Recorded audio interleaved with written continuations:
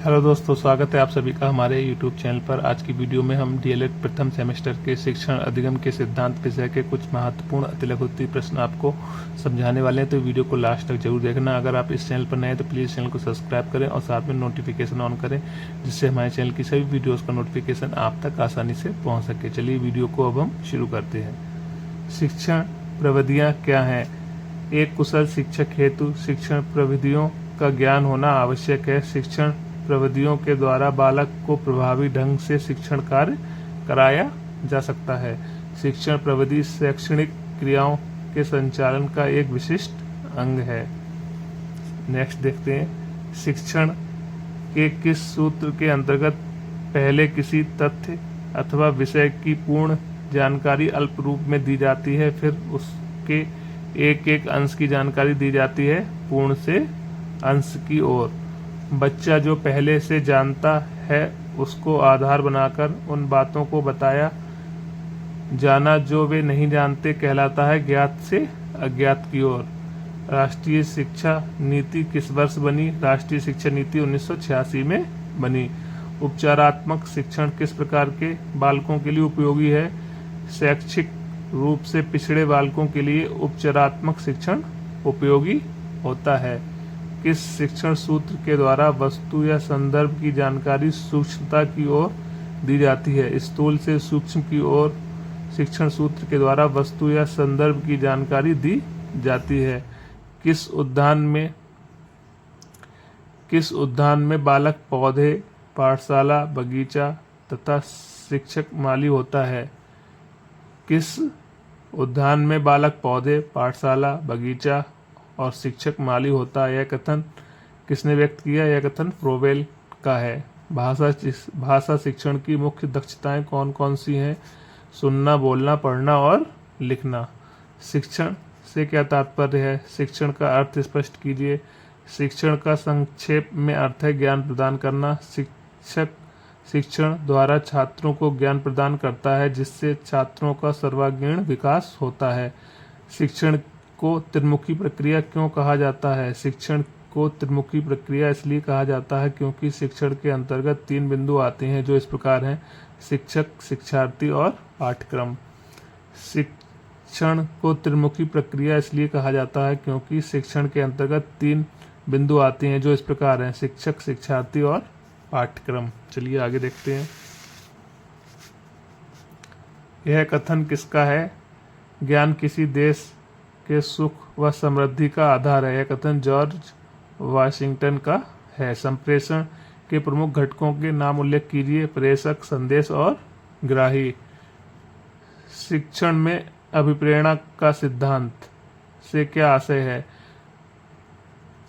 संप्रेषण प्रेषण द्वारा बालक में अभिरुचि पैदा होती है। प्रेषण द्वारा बालक में अभिरुचि पैदा होती है जिसके फलस्वरूप बालक ध्यानमग्न होकर पढ़ता है। अभिप्रेरणा बालक की ध्यान शक्ति को बढ़ा देती है। उदाहरण प्रविधि के 2 उपयोग बताइए। उदाहरण से पाठ्य वस्तु स्पष्ट, बोधगम्य तथा रोचक बन जाती है। उदाहरण का प्रयोग विषय सामग्री की स्पष्टता प्रदान करता है और नया ज्ञान भी देता है। उपचारात्मक शिक्षण से क्या अभिप्राय है? उपचारात्मक शिक्षण किसे कहते हैं?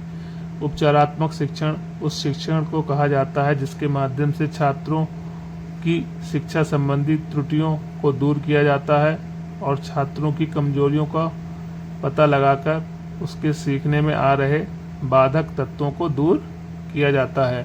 गतिविधि आधारित शिक्षण किसे कहते हैं? गतिविधि से तात्पर्य उन समस्त क्रियाओं से है जिनकी सहायता से बच्चे विषय वस्तु पर ध्यानपूर्वक कार्य कर रहे होते हैं और साथ ही करके सीख रहे होते हैं।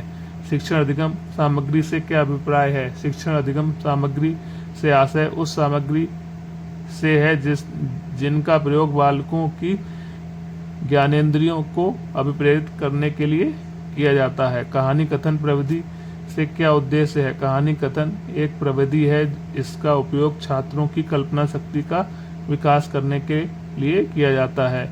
विवरण प्रविधि किसे कहते हैं? विवरण प्रविधि किसे कहते हैं? विवरण शिक्षण या सूचना देने की एक महत्वपूर्ण प्रविधि है। विवरण की कला प्रत्येक शिक्षक में जन्मजात पाई जाती है। संप्रेषण की कोई एक परिभाषा लिखिए।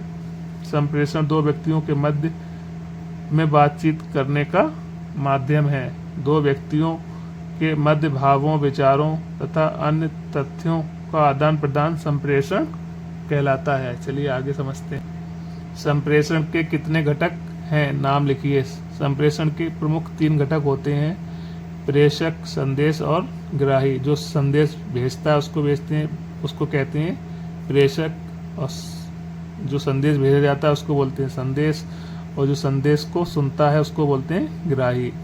शिक्षण सूत्र क्या है? शिक्षण सूत्र वह हैं जिसके द्वारा शिक्षक छात्रों को प्रभावी ढंग से स्थायी ज्ञान प्रदान करता है। रेमंड के अनुसार शिक्षण सूत्र पथ प्रदर्शन करते हैं जिनमें सिद्धांत से व्यवहार में सहायता के लिए अपेक्षा की जाती है। पुनर्बलन का क्या अर्थ है? पुनर्बलन का अर्थ पुनः बल देना है। पुनर्बलन के द्वारा छात्रों को अच्छा करने के लिए प्रोत्साहित किया जाता है। पुनर्बलन से बच्चों को मानसिक रूप से प्रोत्साहित किया जाता है और पुनर्बलन शिक्षण अधिगम प्रक्रिया का प्रभावी बनाता है। पुनर्बलन शिक्षण अधिगम प्रक्रिया को प्रभावी बनाता है। एक तरफा वन वे संप्रेषण क्या है? एक तरफा संप्रेषण में एक व्यक्ति अपने विचारों को दूसरे व्यक्ति तक पहुंचा देता है। यह प्रभावशाली संप्रेषण नहीं है। तो प्रभावशाली संप्रेषण किसे कहते हैं? प्रभावी संप्रेषण में एक व्यक्ति अपने विचारों को दूसरे व्यक्ति तक पहुंचाता है और दूसरा व्यक्ति उसे समझ लेता है तथा उसी के अनुसार उसका जवाब देता है। यह संप्रेषण दो तरफा होता है, 2 वे होता है। अपूर्ण संप्रेषण एवं प्रभावी संप्रेषण में अंतर बताइए। अपूर्ण संप्रेषण एक तरफा होता है जबकि प्रभावी संप्रेषण 2 तरफा होता है। इसमें दोनों पक्ष सक्रिय होते हैं। संप्रेषण संबंधी बाधाएं कौन कौन सी होती हैं? शिक्षक का उच्चारण स्पष्ट न होना, बच्चों में रुचि का न होना, शिक्षक का हाव भाव स्पष्ट न होना। ठीक है फ्रेंड्स, मिलते हैं किसी नेक्स्ट वीडियो में। तब तक के लिए जय हिंद, जय भारत। हंसते रहिए, मुस्कुराते रहिए, हमेशा स्वस्थ रहिए। ऐसे ही हमारे चैनल का सपोर्ट करते रहिए और साथ में चैनल को सब्सक्राइब करें और साथ में नोटिफिकेशन ऑन करें जिससे हमारे चैनल की सभी वीडियोज़ का नोटिफिकेशन आप तक आसानी से पहुँच सके। ठीक है फ्रेंड्स, थैंक यू।